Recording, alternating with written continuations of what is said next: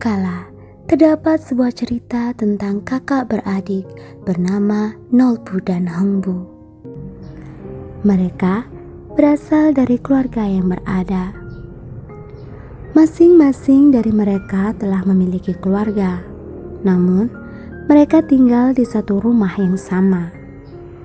Rumah itu adalah warisan dari orang tua mereka. Sebelum meninggal, ayah mereka berpesan untuk membagi harta warisan itu menjadi dua. Tapi Nolbu yang pada dasarnya memiliki sifat iri dan serakah tidak ingin membagi harta warisan itu dengan Hengbu. Ia dan istrinya malah mengusir Hengbu dan istrinya keluar dari rumah itu. Hengbu yang pada dasarnya memiliki sifat yang baik dan lemah lembut dengan lapang dada menerima perlakuan Nolbu. Walaupun ia sebenarnya merasa sangat sedih karena ia tidak tahu harus kemana. Bagaimana ini suamiku? Apa yang harus kita lakukan? Tanya istri Hengbu. Hengbu dan istrinya terus berjalan tanpa arah.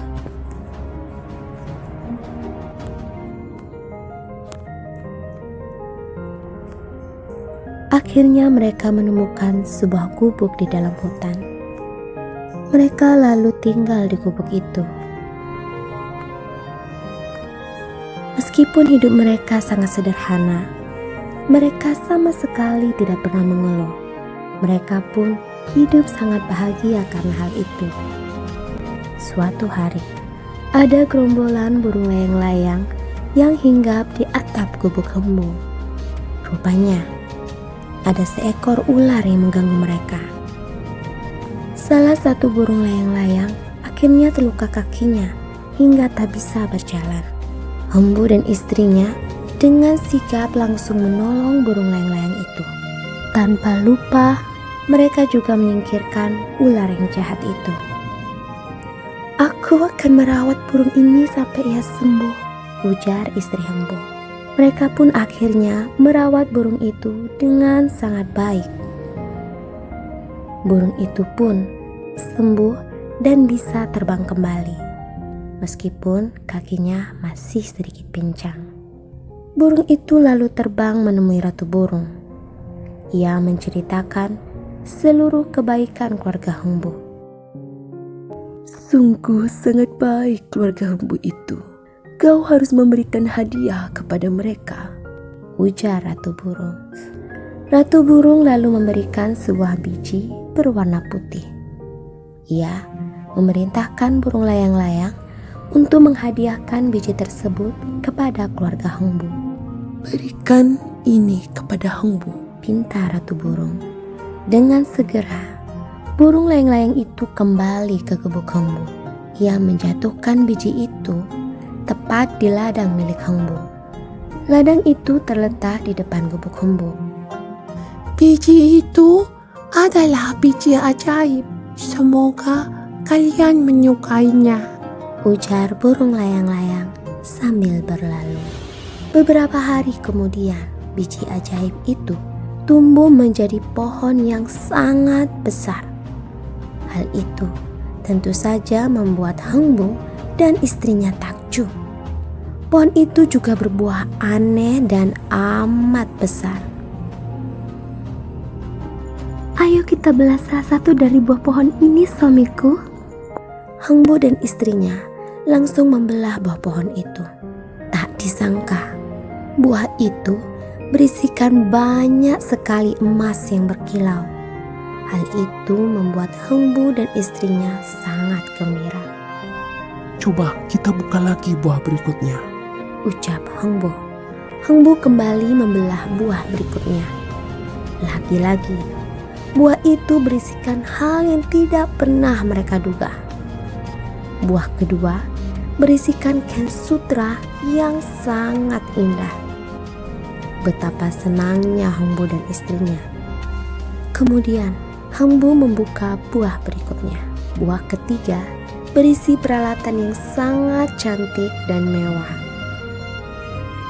Akhirnya tersisalah buah terakhir. Tanpa pikir panjang, Hembu dan istrinya pun membuka buah tersebut. Tiba-tiba 5 orang pelayan keluar dari dalam buah itu. Mereka langsung melayani Hembu dan istrinya. Sejak saat itu, Hembu dan istrinya menjadi orang yang kaya raya.